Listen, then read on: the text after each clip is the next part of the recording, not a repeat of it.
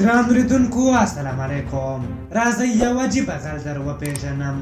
یو داسې غل دی چې د هېواده بیرون سفر د عامو خلکو سره په عام الوتکه کې کوي. کومه چارټر ځان ته نه ریزرووي. متفاوته غل دی چې یوه جوړه کالي په 1000 افغانۍ ګنډي او په ویاړ یې اغوندي. عجیبه غل دی چې دریشیان یې د کابل د مامورینو په شان دومره سولیدلي دي که په لارې وغورځوي ممکن څوک یې پورته هم نه کړي.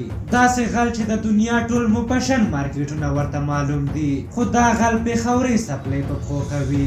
دا غل داسې تور رنګه وطن ساخت بوټان پښو کوي چې له جومات څخه یې پوډریان هم پټولو ته زړه نښه کوي. داسې حیرانونکی غل دی چې 14 ساعته کار کوي او نور سم خلک بیا 8 ساعته وخت یې هم خاکې بازي کوي. عجیبه غل دی.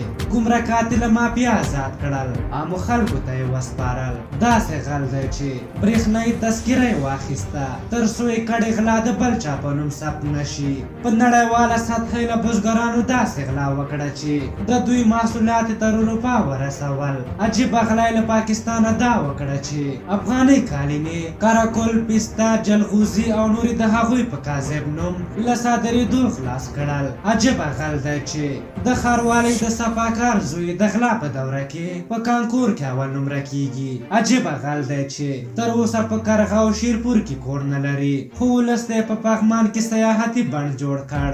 داسې غل دی چې غلا کوي او د عیدګاه په څېر لوی مسجد بنا کوي.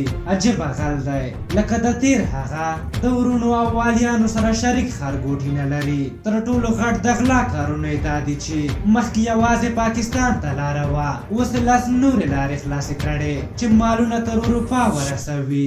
داسې غل دی چې د قدرت د جزیرو پلاستیکي قهرمانان یې ګیدړان کړل.